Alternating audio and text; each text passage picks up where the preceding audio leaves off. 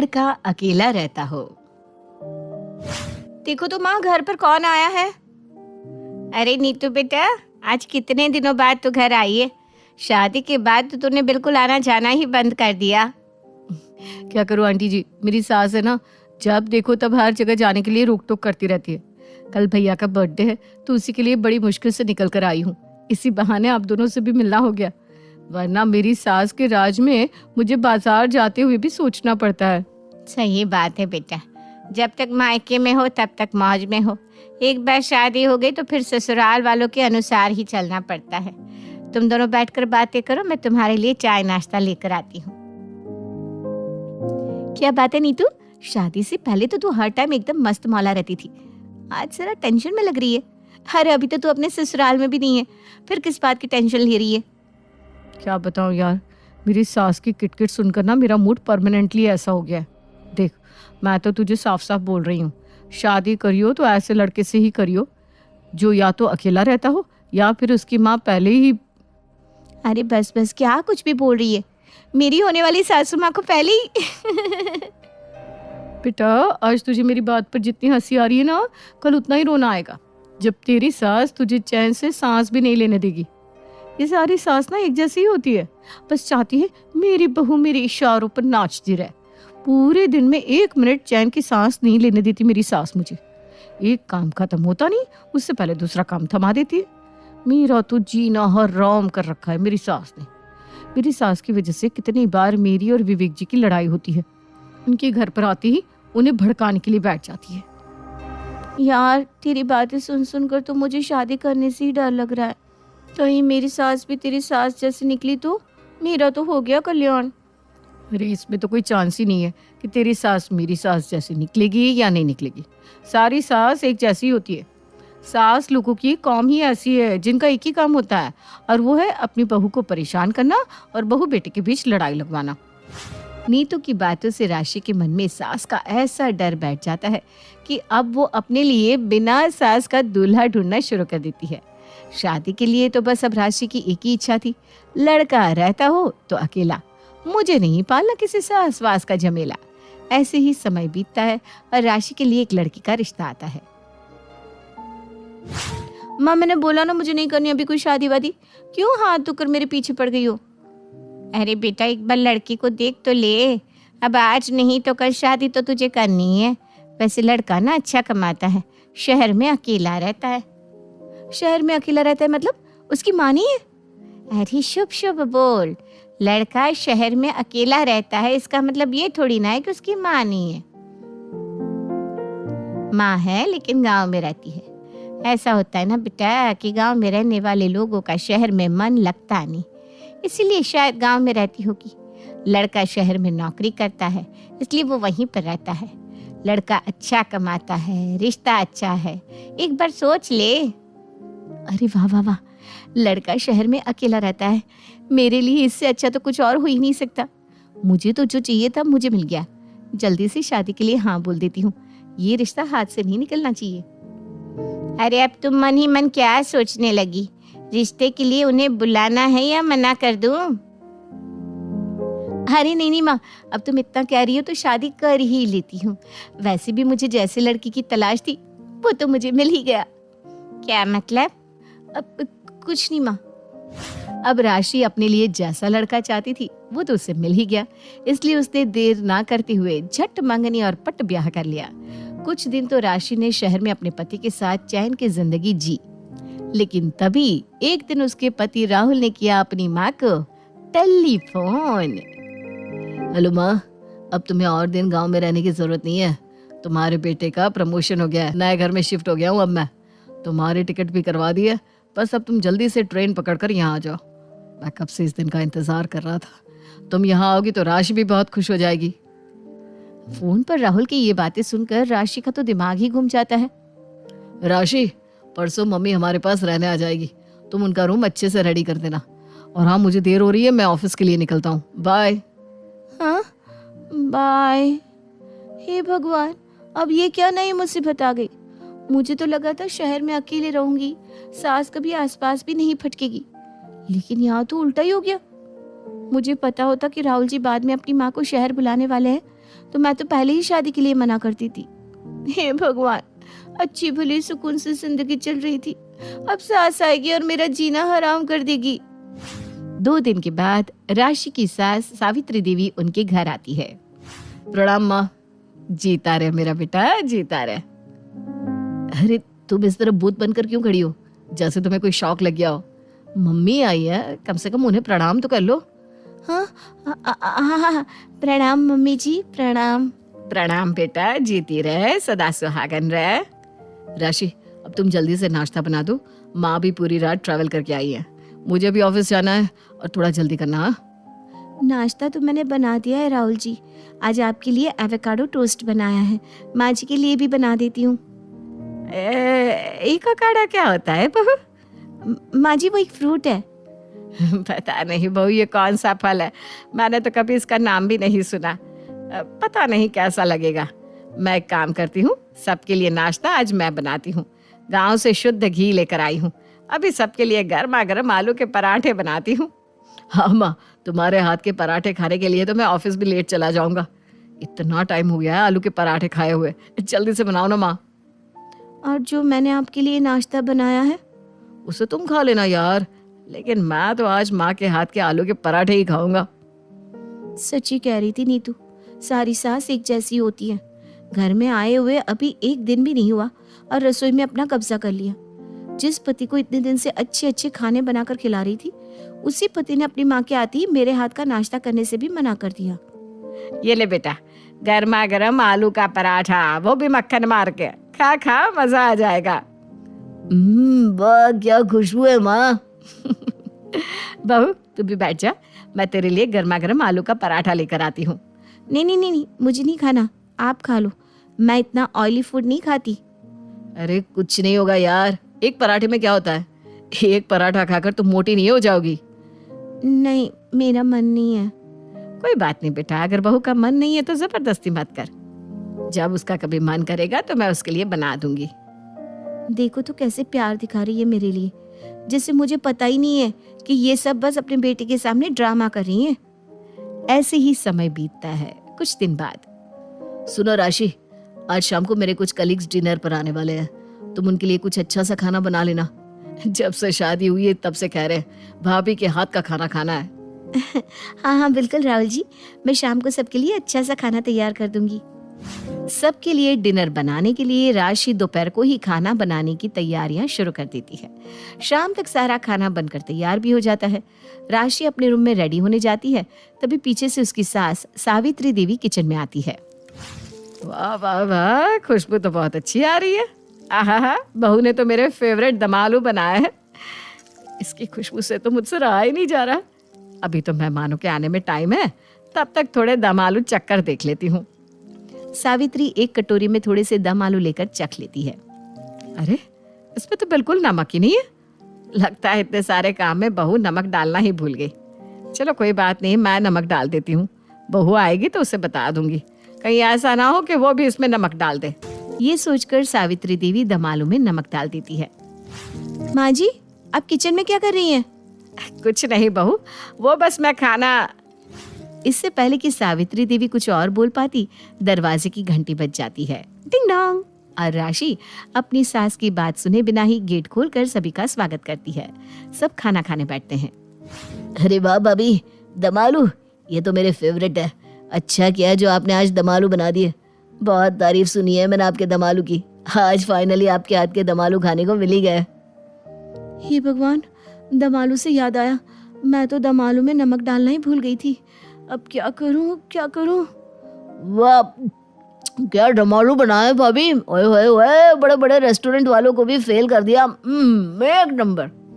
हाँ राशि, इतने अच्छे दम आलू तो तुमने कभी मेरे लिए भी नहीं बनाए, सच में बहुत टेस्टी बनाया। टेस्टी बना है? नमक वगैरह सब ठीक है ना? भाभी एकदम परफेक्ट।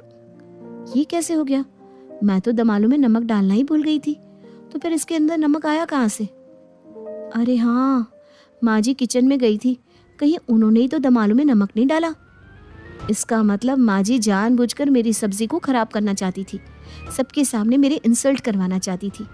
वो तो भगवान का शुक्र है कि मैं सब्जी में नमक डालना ही भूल गई, वरना अगर मैंने सब्जी में नमक डाल दिया होता तो माँ जी तो राहुल जी के कुलिक्स के सामने मेरी बेइज्जती करवा दी थी। बहुत चालू है, मुझे इनसे बचकर रहना होगा। सब खाना खाकर वहां से चले जाते हैं। इसी बीच सुमित्रा राशि को वो नमक वाली बात बताना भूल जाती है। राशि तो पहले ही सास के नाम से इतनी नेगेटिव थी और अब तो वो अपनी सास से और ज्यादा चिढ़ने लगी। ऐसे ही समय बीतता है। तभी एक दिन, राशि कहाँ है माँ? बेटा वो तो बाजार में सामान खरीदने गई थी, बस आती ही होगी। हे भगवान, आज ये फिर से मार्केट में शॉपिंग करने पहुंच गई। इसने तो हर महीने का नियम बना लिया है, चाहे जरूरत हो या ना हो दुनिया भर की शॉपिंग करनी है। अभी तक तो मैंने इसे कुछ नहीं कहा, लेकिन अगर आज ये बेफिजुल का सामान लेकर आई ना तो क्या है? क्या बेफिजुल का सामान लाती है मेरी बहू? मैंने तो आज तक उसे कुछ बेफिजुल का सामान खरीदते हुए नहीं देखा। खबरदार जो तूने उससे कुछ भी कहा तो। उसी वक्त घर की बेल बजती है। राहुल जाकर दरवाजा खोलता है तो राशि के हाथ में इतने सारे शॉपिंग बैग्स देखकर उसका पारा हाई हो जाता है। क्या है ये सब? मतलब ये इतने सारे शॉपिंग बैग्स? तुम्हें पता भी है मैं कितनी मेहनत से पैसे कमाता हूँ, और तुम हो कि हर महीने जाकर बेफिजुल में इतने सारे पैसे खर्च कर देती हो। अरे उसे घर के अंदर तो आने दे बेटा। और तू होता कौन है उसे कुछ बोलने वाला? क्या बेफिजुल खर्च किया है मेरी बहू ने?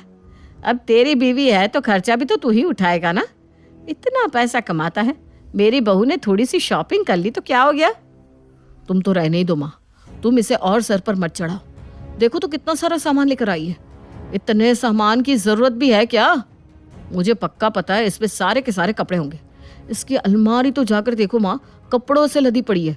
एक कपड़ा रखने की जगह नहीं है इसमें। उसके बाद भी इतने सारे कपड़े और ले आई। अब इन कपड़ों को रखने के लिए एक नई अलमारी और खरीदो। अरे तो खरीद लेना, तेरे पास अलमारी खरीदने के पैसे नहीं है या घर में अलमारी रखने की जगह नहीं है? इतने पैसे कमाता है, थोड़े से बहू ने खर्च कर दी है तो देखो कैसे कर रहा है।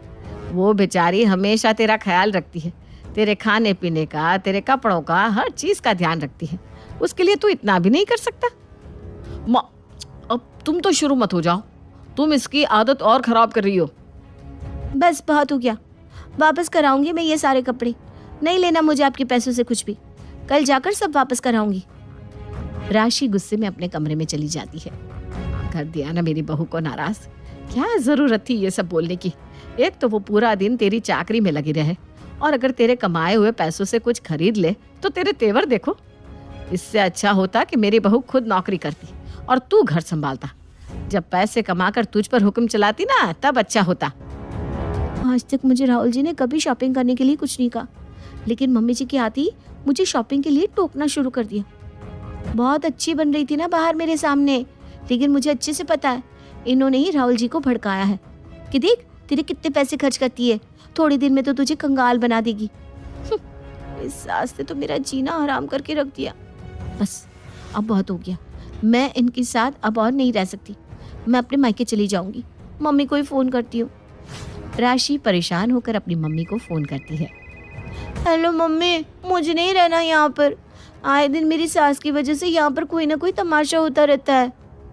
अरे क्या हो गया बेटा, एकदम से क्या बोल रही है तू? कुछ कह दिया क्या तेरी सासू माँ ने तुझे?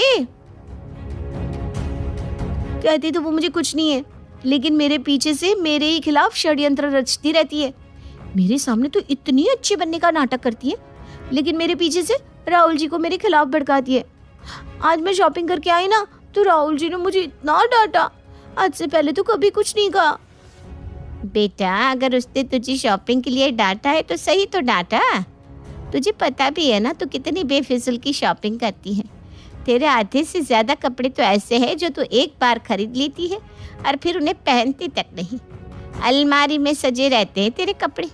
ऐसे में राहुल जी तुझे डांटेंगे ही ना, इसमें तेरी सास की क्या गलती? मम्मी मुझे लगा था कम से कम आप तो मुझे सपोर्ट करोगे, लेकिन आप तो उल्टा मेरी सास को ही सपोर्ट करने लग गए। मैं किसी को सपोर्ट नहीं कर रही हूँ, मैं बस तुझे समझा रही हूँ कि तू जो हर दूसरे तीसरे दिन अपनी सास की बुराई करने के लिए मुझे फ़ोन लगाती है ना, वो ठीक नहीं है। मैं तेरी सास से मिली हूँ, अच्छी तरह बात की है, बहुत अच्छी तरह जानती हूँ मैं सावित्री बहन जी को। तू जैसा कह रही है ना वो वैसी बिल्कुल भी नहीं है। तुम तो रहने ही दो माँ, एक सास का दुख सिर्फ बहू ही समझ सकती है। सब सास एक जैसी होती है, कोई सास ऐसी नहीं होती जो अपनी बहू को खुशी दे। अच्छा, तब तो अगर तेरी भाभी भी ऐसा सोचने लगी तो क्या होगा? वो भी हर बात का कसूरवार मुझे ठहरा कर अपने मायके चली जाएगी। लेकिन माँ, तुम ऐसी थोड़ी ना हो। अभी तो तूने कहा ना सब सास एक जैसी होती है, तो मैं भी तो एक सास हूँ। मैं भला बाकी सासों से कैसे अलग हो सकती हूँ? लेकिन माँ, तुमने कभी भाभी के साथ कुछ गलत नहीं किया। तो तेरी सास ने कब तेरे साथ कुछ गलत किया? तो खुद ही अपने मन में उनके लिए गलत धारणा बनाकर बैठी है, इसीलिए तुझे उनकी कोई बात अच्छी नहीं लगती। उसमें भी तो उनके लिए कोई ना कोई कमी ही ढूंढती रहती है। एक बात याद रखियो बेटा, किसी में कमी ढूंढने जाएगी ना तो उसकी अच्छाई में भी तुझे बुराइयां ही नजर आएगी। एक बार अपनी सास के लिए अपने मन को अच्छा रख कर दे, तब तुझे पता चलेगा कि तेरी सास तुझसे कितना प्यार करती है। शायद तुम ठीक कह रही हो माँ, मैं अब से माँ जी के लिए गलत नहीं सोचूंगी। मुझे सबके लिए खाना बनाना है, मैं तुमसे बाद में बात करती हूँ। राशि सबके लिए खाना बनाकर टेबल पर सर्व करती है। अरे वाह बहू, आज तूने दम आलू बनाया है। वाह वाह, आज तो खाने का मजा ही आ जाएगा। अरे दम आलू से याद आया, उस दिन जब तूने सबके लिए दम आलू बनाए थे ना, तो तू उसमें गलती से नमक डालना ही भूल गई थी। मुझे बहुत अच्छी खुशबू आ रही थी, तो मैंने सोचा चख कर देखूं। तब पता चला कि भाई नमक ही नहीं है, तो मैंने खुद ही उसमें नमक डाल दिया था। मैं तुझे बताने ही जा रही थी कि तभी वो सब आ गए, फिर तो मैं तुझे बताना ही भूल गई। खैर जो भी हो, दम आलू बहुत स्वाद बने।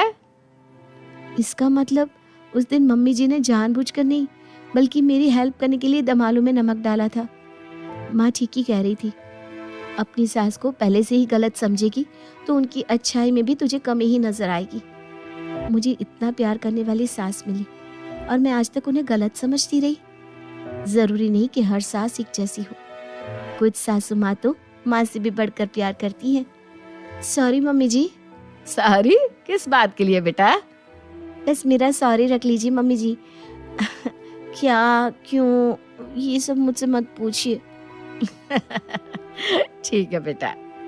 दोनों सास बहू एक दूसरे को देखकर मुस्कुराती हैं और एक छोटा सा नजरिया बदलने से राशि के मन में अपनी सास के लिए भरा कड़वापन मीठे प्यार में बदल जाता है। उमा जी की बहू पिंकी को गप्पे मारने की बहुत आदत थी। वो जब भी किसी के बारे में बातें करती तो बड़े बड़े गप्पे फेंका करती। आसपास के सब लोगों को पता था कि पिंकी बहुत बड़ी गपोड़ी बाज है। लोग उसकी बात पर विश्वास नहीं किया करते थे, लेकिन हाँ, उसकी बातें सुन सुनकर हंसते बहुत थे। अरे बहू, पड़ोस वाली शर्मा जी है ना, उनकी बेटी का जन्मदिन है, तुम भी चली जाना। ठीक है मम्मी जी, ये तो बता दो गिफ्ट में लेकर क्या जाना है? अरे लेकर क्या जाना है, 250 का लिफाफा दे देना, बस काफी है। अरे मम्मी जी, अच्छा लगेगा क्या? पड़ोसी हैं हमारे, हमें कुछ बड़ा लेकर जाना चाहिए। अरे बहू, इतना काफी है। जानती हैं आप, मेरे मायके में जब पड़ोस में किसी की बर्थडे होती थी ना, तो मम्मी कुछ ना कुछ गोल्ड का ही देकर भेजती थी। पड़ोसी के बर्थडे में सोना? कैसी बातें करती हो। और नहीं तो क्या, आपकी तरह थोड़ी ना लिफाफा पकड़ा दिया। पिंकी शर्मा जी की बेटी के जन्मदिन में चली जाती है। अरे आज तो बड़ी सुंदर लग रही हो साड़ी में। जी मैं तो लहंगा पहनकर आने वाली थी, मम्मी जी नहीं मानी। अरे बेटा, बर्थडे पार्टी में तो साड़ी चल जाती है, मेरा मतलब कोई शादी थोड़ी ना है।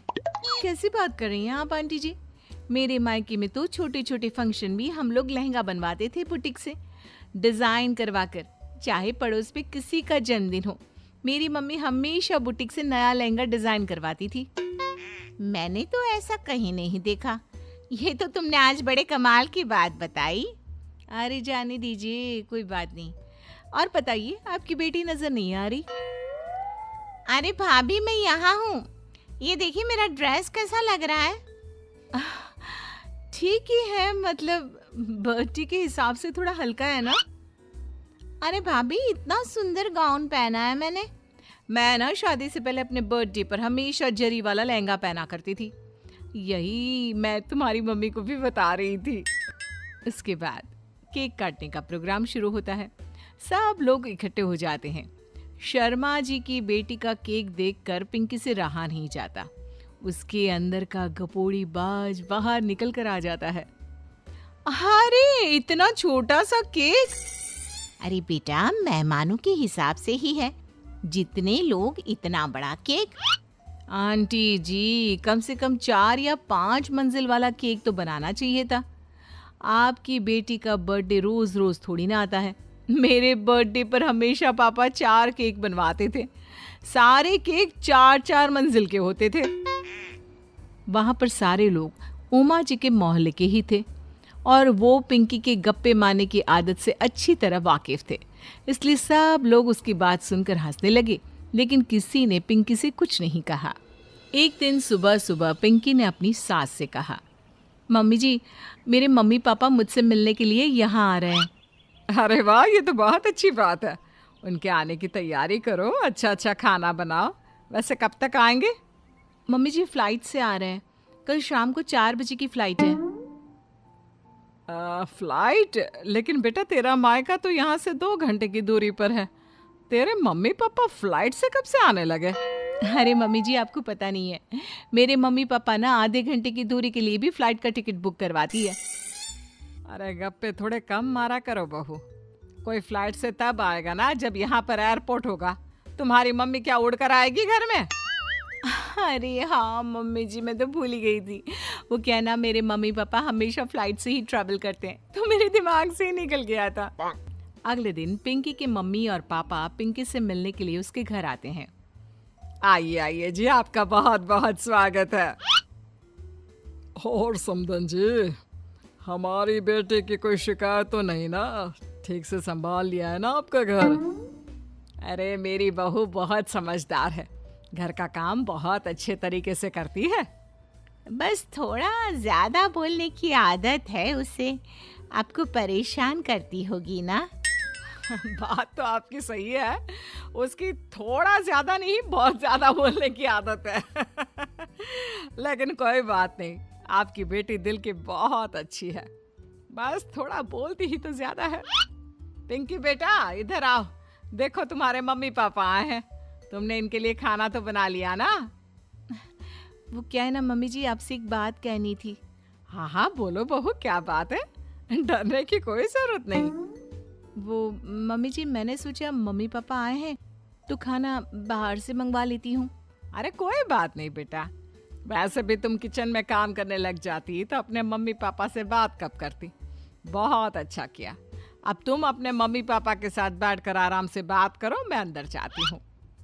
शाम का वक्त जैसे ही दरवाजे की घंटी बजी, 3-4 लोग हाथों में खाने के बहुत सारे पैकेट लेकर उमा जी के घर पहुंच गए। अरे भाई कौन है आप लोग? लगता है गलत पते पर आ गए। नहीं नहीं माँ जी, हम तो खाने का ऑर्डर डिलीवर करने आए हैं, यहीं से बुकिंग मिली थी। अरे नहीं नहीं, आपको कोई गलत फहमी हुई है। हमारे यहाँ तो 2 ही मेहमान आए हैं। आपके हाथ के पैकेट देखकर लगता है इसमें 50 लोगों का खाना है। माँ जी, आपने सही समझा, खाना तो इसमें 50 लोगों का ही है, क्योंकि हमें ऑर्डर यहीं से 50 लोगों का मिला है। अरे लेकिन इतना सारा खाना? कहीं मेरी बहू ने अपनी गप मारने की आदत के चलते ऐसा तो नहीं कर दिया? ये खाना आप रख लीजिए और हमें हमारे पैसे दे दीजिए। अच्छा, वैसे कितने का बिल बना है? ज्यादा नहीं, बस 10,000 दे दीजिए। उन लोगों की बात सुनकर उमा जी पिंकी को आवाज देकर वहां बुलाती है। जैसे ही पिंकी वहां आती है, खुश होते हुए उन लोगों को वहां पर खाना रखने के लिए कहती है। अरे इतना सारा खाना क्यों मंगवाया बहू? अरे मम्मी जी, मैंने आपको बताया तो था, मम्मी पापा आए हैं तो मैं खाना बाहर से मंगवा रही हूँ। ये बात सही है बेटा, लेकिन 2 लोगों के लिए 50 लोगों का खाना? अरे मम्मी जी, कुछ कम पड़ जाए तो अच्छे थोड़ी ना लगता है, और मेरे मायके में तो ऐसा ही होता है, एक्स्ट्रा खाना मंगवाते हैं हम लोग। तभी पिंकी के मम्मी और पापा वहां पर आते हैं। अरे बेटा, एक्स्ट्रा खाना मंगवाने का मतलब ये थोड़ी ना होता है कि 2 लोगों के खाने के लिए 50 लोगों का खाना मंगवा लो। और बेटा, तुम्हारी गप मारने की आदत के चलते 10,000 का बिल आया है। तुम्हें नहीं लगता ये गलत है? देखो बहू, बढ़ा चढ़ाकर बातें करना अपनी जगह, लेकिन इतनी बड़ी बड़ी फेंकना भी गलत है ना। पहली बात तो इतने सारे पैसे लगे, और दूसरी बात खाना वेस्ट होगा। आप लोग ठीक कहते हैं। मैं आज के बाद अपनी इस आदत को कंट्रोल करने की कोशिश करूंगी और अब से गप थोड़ी कम मारा करूंगी। पिंकी की बात सुनकर सब लोग हंसने लगे।